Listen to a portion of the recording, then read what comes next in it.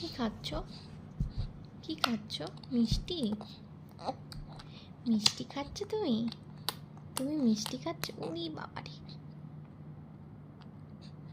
না ফোন ধরতে হবে না মা। না এই যে এই যে এই যে এই যে এই যে এই যে এই যে এই যে উনি বাবারে, এই যে আঙুল খাবে এখন। না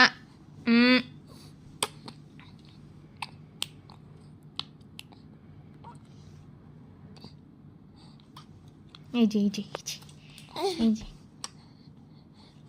কি কি হয়েছে? কি হয়েছে?